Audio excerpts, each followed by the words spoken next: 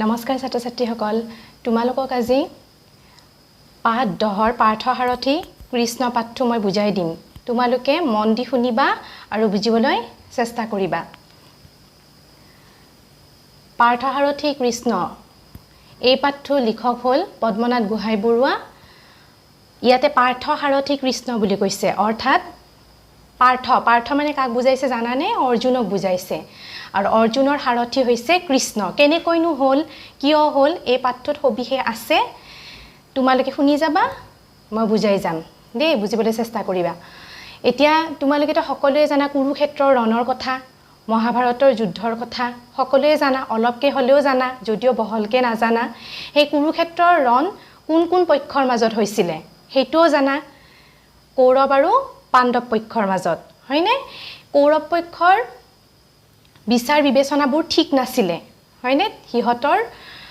উদ্দেশ্যটো বেয়া আছিল মানে কৌৰৱসকলৰ উদ্দেশ্যটো বেয়া আছিল এইখিনিও আমি সকলোৱে জানো হয়নে এই কুৰুক্ষেত্ৰৰ ৰণৰ আগমুহূৰ্তত পাণ্ডৱসকলেও বিচাৰিছিল যে কৃষ্ণ ৰণত আমাৰ পক্ষত থাকক এজন ভগৱান কৃষ্ণ তেওঁ যদি আমাৰ পক্ষত থাকে আমি নিশ্চয় যুদ্ধত জয়ী হ'ম সেইফালে কৌৰৱসকলেও ভাবিছিল যদি কৃষ্ণ আমাৰ লগত থাকে তেতিয়া হলে আমাৰো কিন্তু যুদ্ধত জয় নিশ্চিত দুটা পক্ষকে এতিয়া কৃষ্ণ লাগে কিন্তু অৰ্জুন পাৰ্থ মানে হৈছে অৰ্জুন আকৌ কাৰ সখীয়েক আছিল অৰ্জুন সখীয়েক আছিল শ্ৰীকৃষ্ণৰ হয়নে এতিয়া আমি গম পাম কেনেকুৱাকে কোনটো পক্ষত কৃষ্ণই লগ দিলে হেতু গম পাম এতিয়া যেতিয়া কুৰুক্ষেত্ৰৰ ৰণ হয় তাৰ আগে কি কৰিছিল দুৰ্যোধনে মই তোমালোকক পাঠটো সাধু কথা আকাৰত বুজাই দিম লাইন বাই লাইন নকও কিছুমান লাইন মই লাইন বাই লাইন কৈ যাম আকৌ কিছুমান থুলমুলকে বুজাই যাম দেই পাঠৰ মেইনখিনি তোমালোকক বুজাই দিম বুজিবলৈ চেষ্টা কৰিবা এতিয়া কুৰুক্ষেত্ৰৰ ৰণৰ আগে দুৰ্যোধনে কি কৰিছিল লিখিত অনুৰোধ দি কিনে লিখিতভাৱে তাৰ মানে আগতে কি আছিলে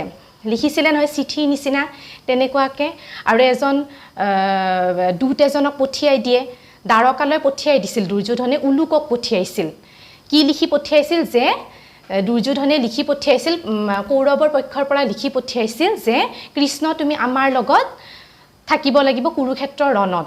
তেনেকুৱাকে লিখি পঠাইছিল তাৰ পাছত কি হৈছিল হেই হেৰিখন বাৰ্তাখন লৈ কিনে উলুক দ্বাৰকালৈ গৈছিল দ্বাৰাৱতী নগৰত উপস্থিত হৈছিল কিন্তু কি কৰিলে কৃষ্ণই আকৌ কৃষ্ণৰ বুদ্ধিটো বৰ বুদ্ধি কৃষ্ণই কি কৰিছিল মোক এনেকুৱাকে মাতিলেই মই যাম নেকি কৃষ্ণই উলুকক উলুটা বৰণ কৰি কিনে পঠিয়াই দিছিল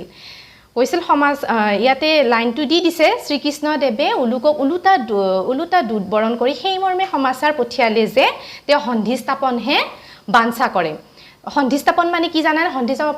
সন্ধিস্থাপন মানে হৈছে তেওঁ যুদ্ধ বিশ্বাস নকৰে তেওঁ দুয়োটা পক্ষৰ মাজত মিল হোৱাটো বিচাৰে তেনেকুৱাকে কৈছে যে মই দুয়োটা পক্ষৰ মাজত মিল হোৱাটোহে বাঞ্ছা কৰোঁ গতিকে মোক যুদ্ধৰ বাৰ্তা লিখি কিনে পঠিওৱাটো মই একচেপ্ট নকৰোঁ পঠিয়াই দিলে তাৰ পাছত তেওঁ কৈছিল যে ৰাজ্যত ভাই ককাইৰ মাজত কাৰণ কৌৰৱ আৰু পাণ্ডৱ দুয়োটা পক্ষ ভাই ককাই আছিল যে এখন ৰাজ্যত ভাই ককাৰ মাজত যুদ্ধটো মই মানি নলওঁ এনেকৈ কৈ কিনে কৃষ্ণই উলুকক পঠিয়াই দিছিল উলুক কোন আছিল দুৰ্যোধনৰ দূত আছিল দে হেৰি ইয়া তোমাৰ কৌৰৱৰ ফালৰ উলুটি আহিল উলুকক যেহেতু এইবিলাক কথা কৈ কিনে শ্ৰীকৃষ্ণই পঠিয়াই দিলে উলুক উলটি আহিল উলটি আহি কিনে দুৰ্যোধনহঁতৰ আগত ক'লে যে কৃষ্ণইতে এনেকুৱাকে ক'লে তেওঁ বোলে যুদ্ধ নিবিচাৰে তেতিয়াতো কি হ'ল দুৰ্যোধনহঁতৰ অলপ চিন্তাত পৰিল যে এইটো কেনেকুৱা কথা যুদ্ধটো হ'বয়ে তেতিয়াহ'লে তেওঁলোকে বৈঠক পাতিলে কৌৰৱসকলে যে যিহেতু উলুকক পঠোৱাৰ কাৰণে হয়তো বেয়াও পাব পাৰে আমি নিজাকে মাতিবলৈ যাওঁ তাৰ পাছত এদিন কি কৰিলে দুৰ্যোধনে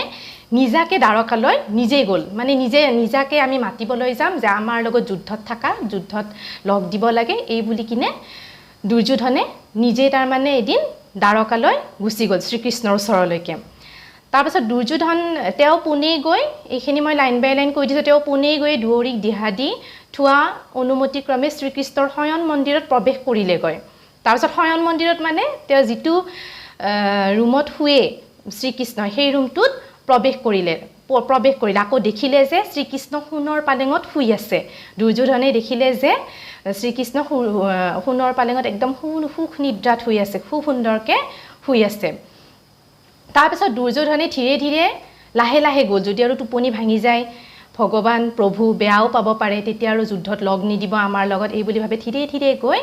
সীতানৰ কাষত সীতান মানে যিখন শুৱা তেওঁৰ সোণৰ পালেং আছিল কাষত পাৰি থোৱা ৰত্নাখনত উপবিষ্ট হ'ল মানে ৰত্নাখন মানে তেওঁ যিখন আসনত বহিছে ৰত্নৰে মানে বনোৱা দে সোণ বা ৰূপেৰে বনোৱা সেইকাৰণে ৰত্নাখন তাতে দুৰ্যোধন বহিল কাষৰ ফালে বহিল সন্মুখত নহয় কাষৰ ফালে বহিল শ্ৰীকৃষ্ণৰ সোণৰ পালেংখনৰ কাষৰ ফালে দুৰ্যোধনৰ মনত ৰং যে তেওঁ আগ ধৰি শ্ৰীকৃষ্ণৰ কাষ চাপিলে গৈ গতিকে কৃষ্ণ সহযোগিতাৰ ওপৰত তেওঁৰ দাবীসত্ব অগ্ৰগণ্য হ'ল তাৰপাছত তাৰমানে দুৰ্যোধনে মনে মনে কি ভাবিলে তেওঁ আৰু মনে মনে ভাবি আছিলে দুৰ্যোধন যদি কিবাকে পাণ্ডৱৰ কোনোবা আগতে গৈ কিনে কৈয়ে দিছে তেতিয়াতো কৃষ্ণ পাণ্ডৱৰ পক্ষতে হ'ব তাৰপাছত যেতিয়া আহি কিনে গমলে মইয়ে দেখোন প্ৰথম আহিছোঁ তেওঁ মনে মনে খুব ভাল লাগিল তাৰমানে কৃষ্ণ এতিয়া মই যিহেতু মাতিব আহিছোঁ গতিকে আমাৰ পক্ষতে কৃষ্ণই যোগ দিব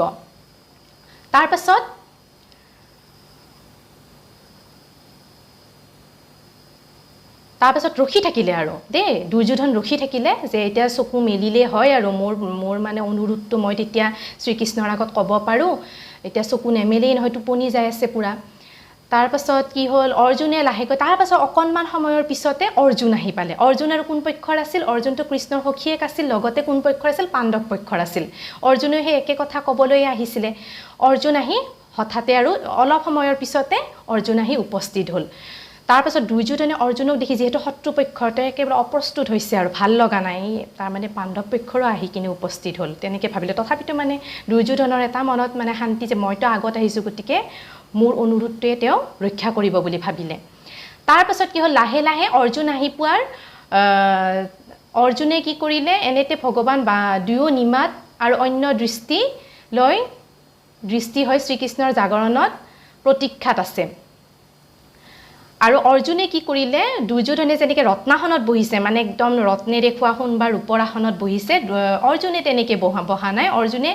কি কৰিলে ভৰি পথানৰ মানে ভৰিৰ পিছফালে দেই ভৰি পথানৰ মানে হৈছে ভৰিৰ পিছফালে ভৰি পথানত থকা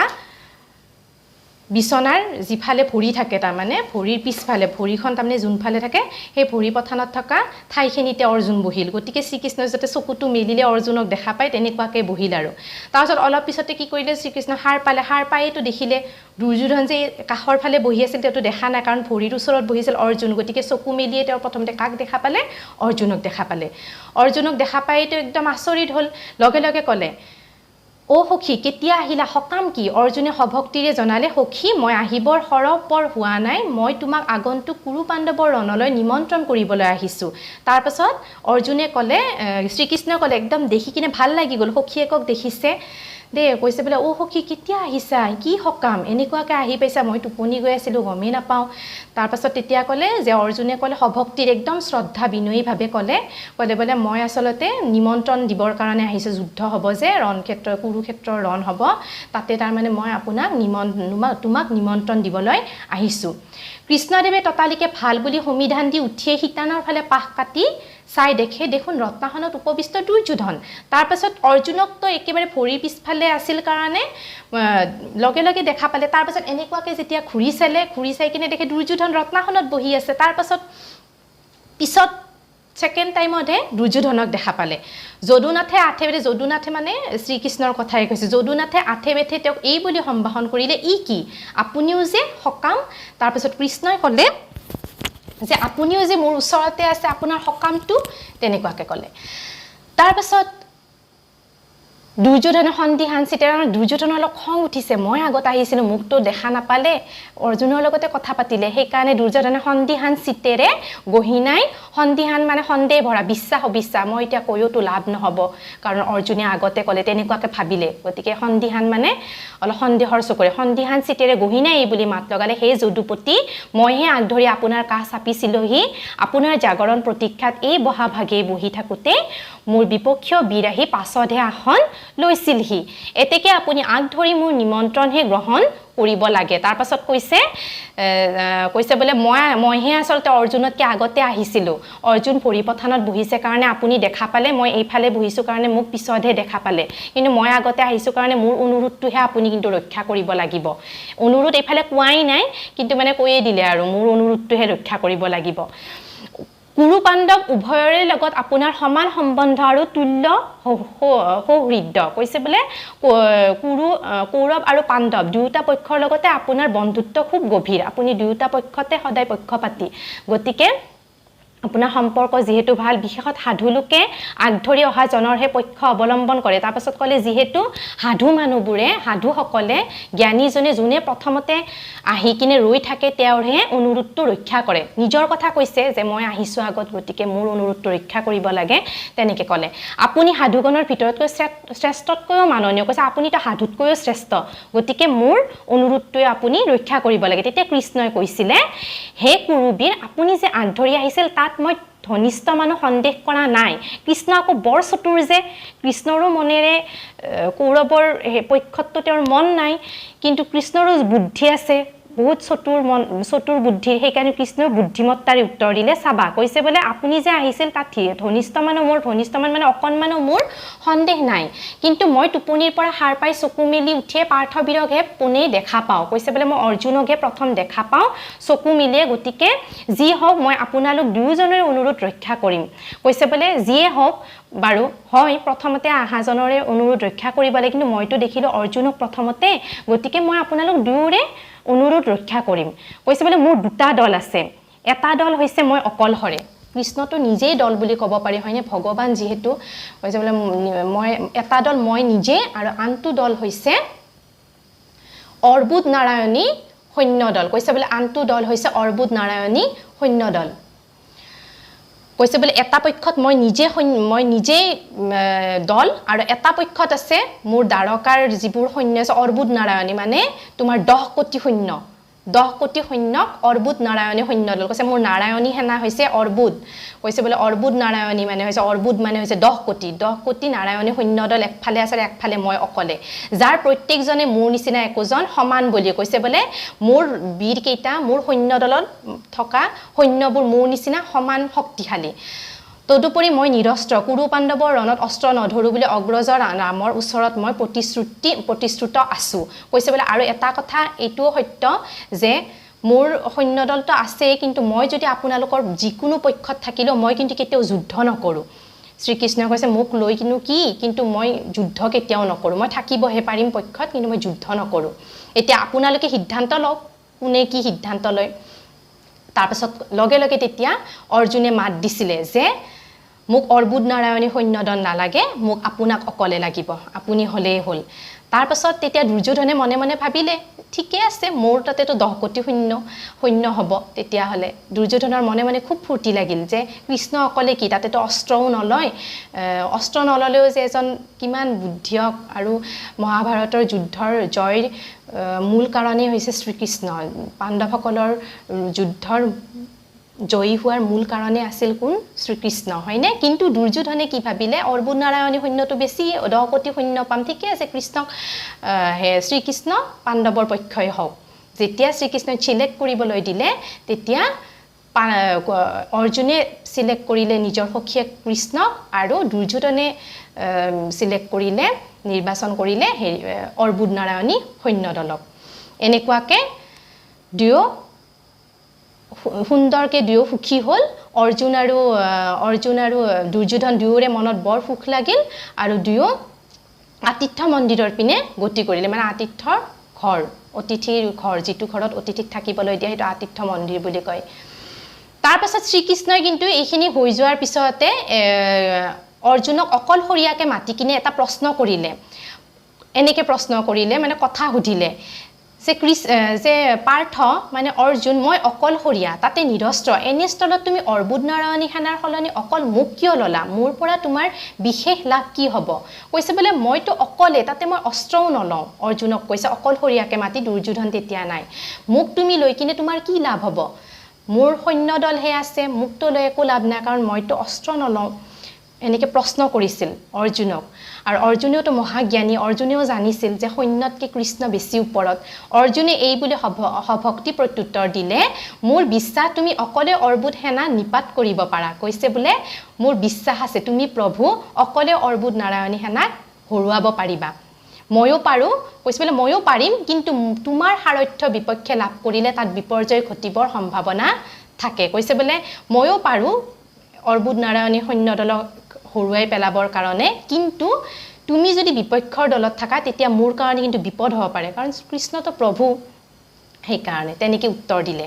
এতেকে ৰণত তুমি মোৰ সাৰথি হবা নিৰস্ত্ৰ কৃষ্ণক সাৰথি লৈ তেওঁৰ সৃষ্ট দুৰ্জয় নাৰায়ণী হেনাক জয় কৰি মই অক্ষয় কীৰ্তি লাভ কৰোঁ এই মোৰ বাসনা কৈছে বোলে এতিয়া তুমি মোৰ যুদ্ধত সাৰথি হবা তুমি অস্ত্ৰ ল'ব নালাগে মোক পৰামৰ্শ দিলেই হ'ল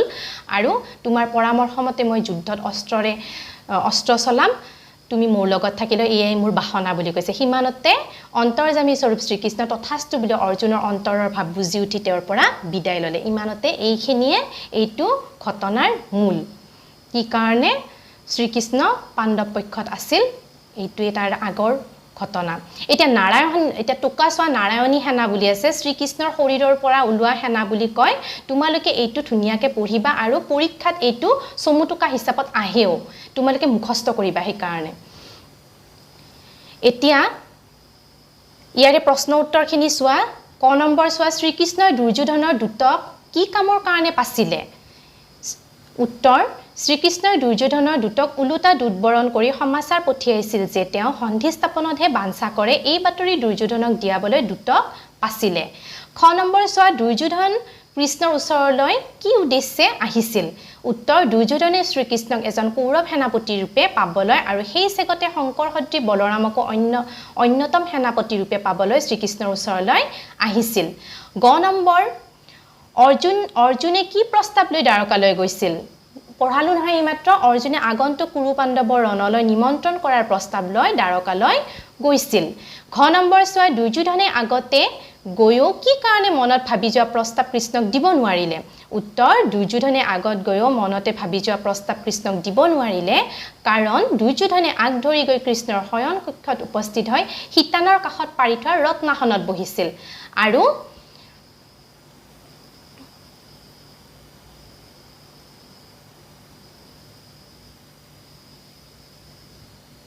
অলপ পিছতে অৰ্জুন গৈ কৃষ্ণৰ ভৰিৰ ওচৰত থকা আসনত বহিছিল ভগৱান কৃষ্ণৰ সাৰ পাই চকু মিলিয়ে প্ৰথমে সন্মুখৰ আসনত অৰ্জুন বহি থকা দেখা পাই প্ৰথমে অৰ্জুনকহে প্ৰশ্ন কৰিছিল উগ নম্বৰ কৃষ্ণই কি উপায়ে দুয়োকে সন্তুষ্ট কৰিলে কৃষ্ণই দুয়োজনৰ মাজত প্ৰথমে অৰ্জুনক বাছনি কৰিবলৈ দিছিল অৰ্জুনে নিৰস্ত্ৰ কৃষ্ণক বৰণ কৰিলে আৰু দুৰ্যোধনে অৰ্বুদ নাৰায়ণী সেনা লাভ কৰিলে এনেদৰে কৃষ্ণই দুয়োকে সন্তুষ্ট কৰিলে প্ৰথম নম্বৰ চোৱা অৰ্জুনে কি বুলি নিৰস্ত্ৰ কৃষ্ণক পাবলৈ বিচাৰিলে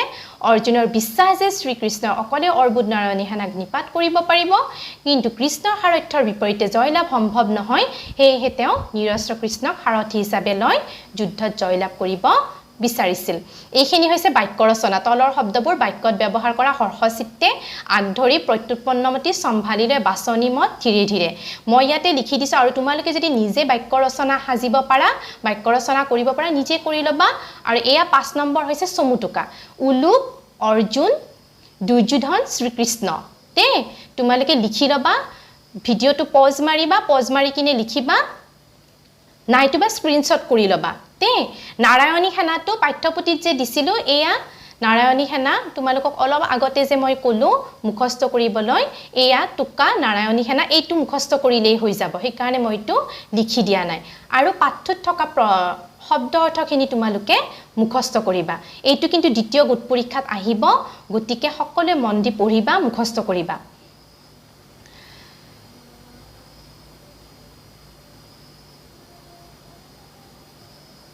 গতিকে আজিলৈ সামৰিলো আগন্তুক পাঠটোৰ লগত আকৌ এটা নতুন ভিডিঅ'ৰে সৈতে তোমালোকক লগ পাম তোমালোকে ভালকে পঢ়ি থাকিবা মুখস্থ কৰিবা প্ৰশ্ন উত্তৰবোৰ লিখিবা আকৌ ইয়াৰ পিছৰ ভিডিঅ'টোত লগ পাম ধন্যবাদ